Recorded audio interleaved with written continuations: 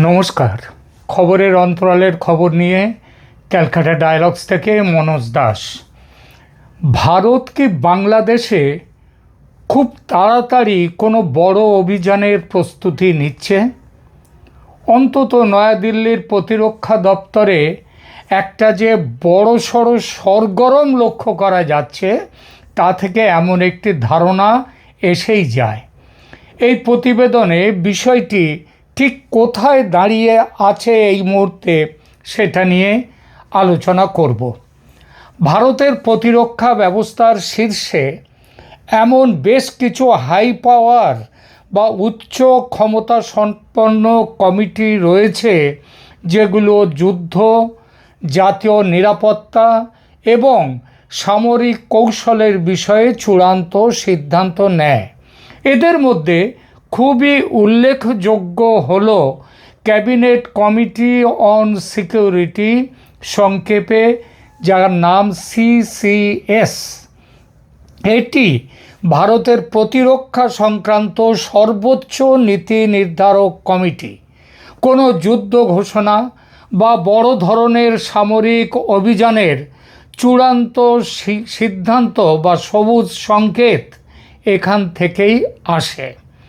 কমিটির সভাপতি হচ্ছেন ভারতের প্রধানমন্ত্রী, সদস্য হলেন প্রতিরক্ষামন্ত্রী, স্বরাষ্ট্রমন্ত্রী, অর্থমন্ত্রী এবং দেশের পররাষ্ট্রমন্ত্রী। কমিটির কাজ কি? কমিটির কাজ হলো জাতীয় নিরাপত্তা, প্রতিরক্ষা বাজেট এবং বড় ধরনের অস্ত্র কেনাকাটার বিষয়ে চূড়ান্ত সিদ্ধান্ত নেওয়া। এবং ওই যে আগেই বলেছি যে রাজনৈতিকভাবে যুদ্ধ ঘোষণার চূড়ান্ত সিদ্ধান্ত বা সবুজ সংকেত এই কমিটি থেকেই এখান থেকেই আসে। এছাড়া আছে ডিফেন্স প্ল্যানিং কমিটি। 2018 সালে গঠিত এই কমিটি ভারতের দীর্ঘমেয়াদী প্রতিরক্ষা কৌশল এবং যুদ্ধকালীন প্রস্তুতির জন্য অত্যন্ত গুরুত্বপূর্ণ। সভাপতি আছেন, এই যে কমিটির সভাপতিকে জাতীয় নিরাপত্তা উপদেষ্টা মানে ন্যাশনাল সিকিউরিটি অ্যাডভাইজার, বর্তমানে অজিত ডোভাল যে পদে আছেন। কমিটির সদস্য হচ্ছেন 3 বাহিনীর সেনা, নৌ ও বিমান।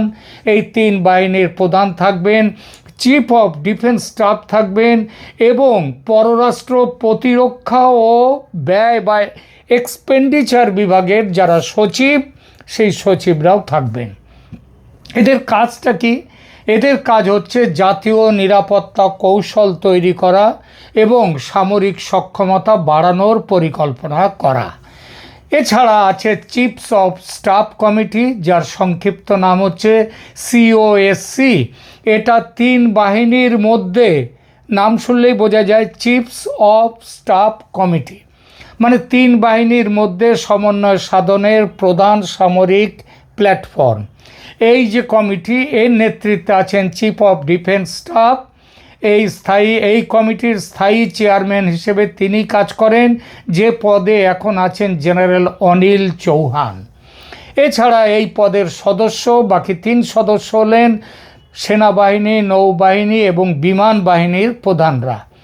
এদের কাজ হচ্ছে এই কমিটির যুদ্ধকালীন পরিস্থিতি, মানে যুদ্ধ বাঁধছে অথবা বেঁধে গেছে, এই রকম পরিস্থিতিতে 3 বাহিনীর মধ্যে নিখুঁত সমন্বয় বজায় রাখা এবং সরকারকে সামরিক পরামর্শ দেওয়া হচ্ছে এই কমিটির কাজ।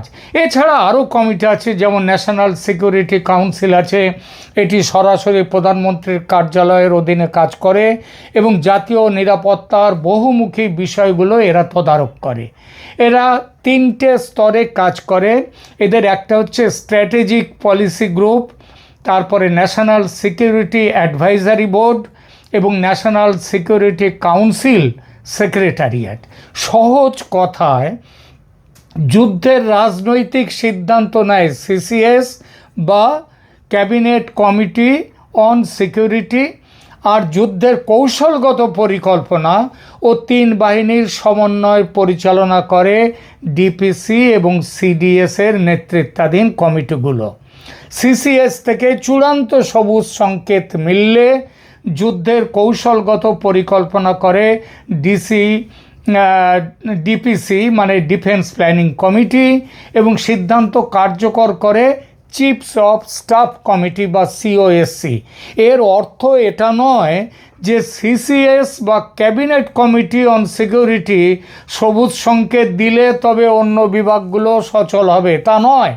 আসলে সমস্ত বিভাগের ইনপুট আগেভাগে নিয়ে তবে যুদ্ধের সিদ্ধান্ত নেয় ক্যাবিনেট কমিটি অন সিকিউরিটি। কথাটা হচ্ছে প্রতিরক্ষা দপ্তরের এই সমস্ত বিভাগের হালচাল হঠাৎই যেন দিল্লিতে রীতিমতো সরগরম হয়ে উঠেছে। ক্যাবিনেট কমিটি অন সিকিউরিটির মিটিং এখনও যদি নাও হয়ে থাকে, যদিও খবর আছে যে কোনো দিন হতে পারে কিংবা হয়ে গেছে ইতিমধ্যে, বলা বাহুল্য ঢাকঢোল পিটিয়ে এসব বৈঠক হয় না, হয় একান্ত সঙ্গোপনে। বৈঠকের খবর বাইরে আসতে বেশ কয়েকদিন লেগে যায়, সেটা পরবর্তীকালে দেখা যায়। যেমন ধরুন না কেন, এই যে সিসিএস মানে ক্যাবিনেট কমিটি অন সিকিউরিটির শেষ বৈঠক হয়েছিল 23শে এপ্রিল 2025-এ। এটা অন্তত যেটা পরিষ্কারভাবে এখনও খাতায় কলমে যেটা বলা হচ্ছে। জম্মু ও কাশ্মীরের, আপনাদের হয়তো মনে আছে, জম্মু ও কাশ্মীরের পহেলগাঁও জেলায় পর্যটকদের ওপর হওয়া ভয়াবহ জঙ্গি হামলার পরিপ্রেক্ষিতে প্রধানমন্ত্রী নরেন্দ্র মোদী এই বৈঠক ডাকেন, জরুরি বৈঠক। বৈঠকে জাতীয় নিরাপত্তা পরিস্থিতি পর্যালোচনা করা হয় এবং পরবর্তী পদক্ষেপ অর্থাৎ পাকিস্তানের সন্ত্রাসী ঘাঁটিতে হামলা করার সবুজ সংকেত দেওয়া হয় বা সিদ্ধান্ত নেওয়া হয়। যে সিদ্ধান্ত অনুযায়ী 7 মে তারিখে পাকিস্তানের ঘর মে ঘুসকে হামলা চালায় ভারত। বৈঠকের খবর আগেভাগে প্রকাশ হলে পাকিস্তানে অতর্কিতে হানা দেয়া যেত না। খবরে প্রকাশ 7 মে রাতে ভারতের মিসাইল যখন পাকিস্তানে হামলা চালায়, তখন প্রধানমন্ত্রী শাহবাজ শরীফ সুইমিং পুলে সাঁতার কাটছিলেন। তার যে সেনাপতি আসিম মুনির, তিনি তাকে খবরটা দেন যে ভারত আক্রমণ করেছে। তারও আগে ক্যাবিনেট কমিটি অন সিকিউরিটির বৈঠক হয়েছিল, মানে এই যে বললাম 23শে এপ্রিল একটা বৈঠক হয়েছিল গত বছর 2025-এ। তার আগের সিকিউরিটি কমিটির এই যে বৈঠকটা হয়েছিল এটা 5 আগস্ট 2024-এ। দিনটা নিশ্চয়ই মনে আছে আপনাদের। বাংলাদেশের তৎকালীন পরিস্থিতি, শেখ হাসিনার দেশত্যাগ এবং তার পরিপ্রেক্ষিতে হয় এই বৈঠকটি। সেই বৈঠকের ঘটনা বুঝিয়ে দেয় যে বৈঠকটি হয়েছিল, এই ব্যাপারটা বুঝিয়ে দেয় বাংলাদেশের সামরিক হস্তক্ষেপের কথা সেদিনও ভারতের নীতি নির্ধারকদের ভাবনায় ছিল। না হলে এই বৈঠক হতো না। কিন্তু বৈঠকে সবুজ সংকেত আক্রমণে দেওয়া হয়নি।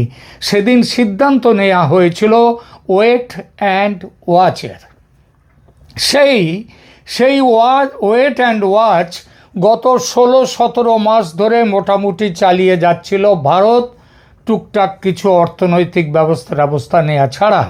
তবে যেসব খবর আসছে এবং হঠাৎই ভারত এমন কিছু ব্যবস্থা নিতে শুরু করেছে যা থেকে ধরে নেওয়া যায় ভারত ওয়েট অ্যান্ড ওয়াচের স্টেজ পার করে বড় কোনো ব্যবস্থা নিতে চলেছে বাংলাদেশে। এসব ব্যবস্থা একমাত্র যুদ্ধকালীন বা আসন্ন যুদ্ধের পটভূমিকায় নেওয়া হয়ে থাকে। বাংলাদেশের ভারতীয় দূতাবাসগুলো থেকে কর্মচারীদের পরিবারবর্গকে দেশে ফিরিয়ে আনা, দূতাবাসে ব্যাপক কর্মী সংকোচন করে দেয়া, আক্ষরিক অর্থে স্কেলিটন সার্ভিস চালু রাখা যুদ্ধকালীন কূটনৈতিক সংকটের স্পষ্ট ইঙ্গিত দেয়। এছাড়া রামপাল বিদ্যুৎ কেন্দ্র থেকে একেবারে চুপি সারে ভারত তার প্রকৌশলীদের 9 জন প্রকৌশলীকে যে দেশে ফিরিয়ে নিয়ে এসছে, যার জন্যে রামপাল বিদ্যুৎ কারখানা এখন বন্ধ হয়ে যাচ্ছে। তো এর ফলে মনে রাখতে হবে যে একটা যুদ্ধকালীন কূটনৈতিক সংকটের স্পষ্ট ইঙ্গিত পাওয়া যাচ্ছে। মে মাসের যুদ্ধের সময়, গত মে মাসের, পাকিস্তানের ভারতীয় দূতাবাসগুলো থেকেও যে ব্যবস্থা নেয়নি ভারত, মানে ওই দূতাবাসের সমস্ত তাদের স্ত্রী পুত্র পরিজন সবাইকে নিয়ে আসা, পাকিস্তানে সেটা ছিল না। পাকিস্তানের স্ত্রীরা থাকতে পারতেন তাদের সাথে, পরিবার স্বামীর সাথে পাকিস্তান দূতাবাসের, কিন্তু ভারত বাংলাদেশে তা নিয়েছে, এখানে স্ত্রীও থাকতে পারবে না, পরিবারের কেউ থাকতে পারবে না। ইঙ্গিতটা বুঝতে আশা করি অসুবিধে হওয়ার কথা নয়। চিফস অফ স্টাফ কমিটি এর বৈঠকগুলো সাধারণত গোপনীয় সামরিক পরিবেশে অনুষ্ঠিত হয় এবং এর কোনো নির্দিষ্ট তারিখ জনসমক্ষে সবসময় প্রকাশ করা হয় না। তবে 2025 সালে অপারেশন সিন্দুর, মানে যেটা 7 মে 2025-এ শুরু হয়েছিল, 10 মে পর্যন্ত চলেছিল, এবং পহেলগাম হামলার পরবর্তী সময়ে 3 বাহিনীর প্রধানরা ওই চিফ অফ যে স্টাফ কমিটি, তো তারা নিয়মিত সমন্বয় বৈঠক করেছিলেন। আবার এই কমিটি অতি সম্প্রতি জানুয়ারি মাসে, এ মাসে কয়েকবার বৈঠকে বসেছে। সেসব বৈঠকের ইনপুট ডিফেন্স প্ল্যানিং কমিটিতে গেছে, সেখান থেকে ক্যাবিনেট কমিটি অন সিকিউরিটির কাছে সেসব খবরও চলে গেছে, তাদের ইনপুট। এই খবর নিশ্চিত সূত্র থেকেই পেয়েই আপনাদেরকে বলছি। এই বৈঠকগুলোর মূল উদ্দেশ্য ছিল যেটা, দেশের অভ্যন্তরীণ ও সীমান্ত নিরাপত্তা রক্ষা করা, আধুনিক যুদ্ধাস্ত্র কেনা এবং প্রতিবেশী দেশগুলোর রাজনৈতিক অস্থিরতার প্রভাব থেকে ভারতকে সুরক্ষিত রাখতে কী ধরনের ব্যবস্থা নেওয়া উচিত সেই বিষয়ে আলোচনা করে একটি জায়গায় পৌঁছানো।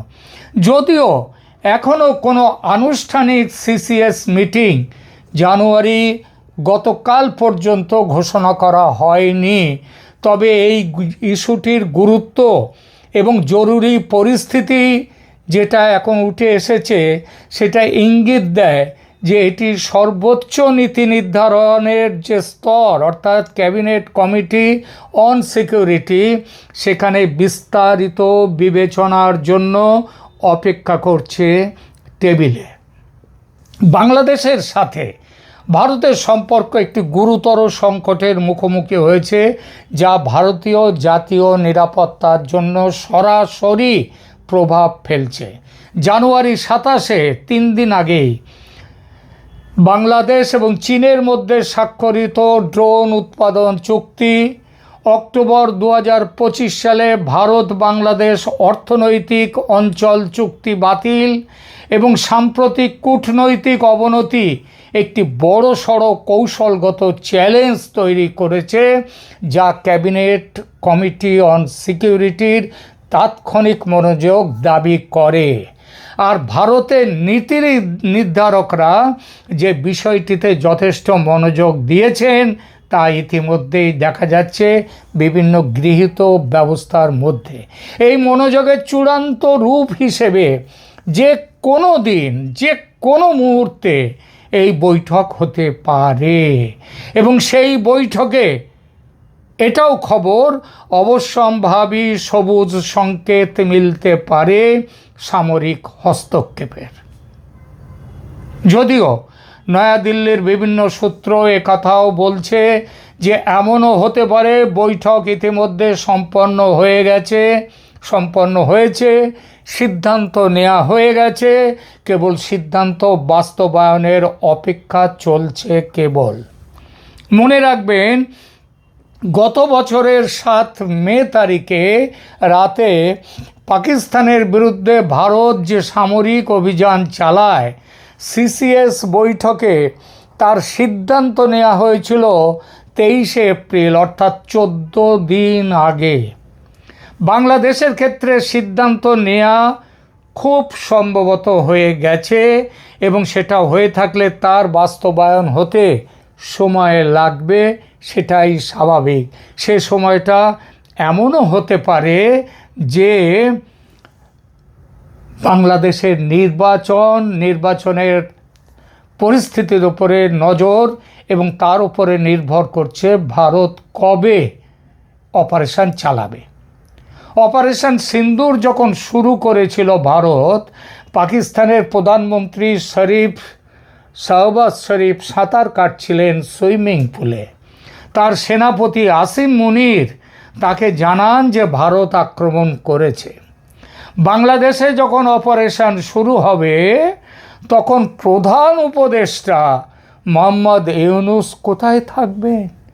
সুইমিং পুলে নিশ্চয়ই নয়, কারণ এই বয়সে তিনি সুইমিং পুলে তখন সাঁতার কাটবেন না বলেই মনে করা যায়। তাহলে কি তখন তিনি জরুরি মিটিংয়ে ব্যস্ত থাকবেন লামিয়া মোরশেদের সঙ্গে কিংবা অন্য কারো সঙ্গে? এই প্রশ্নের উত্তর খুঁজতে আর একটু অপেক্ষা করতে হবে আমাদের।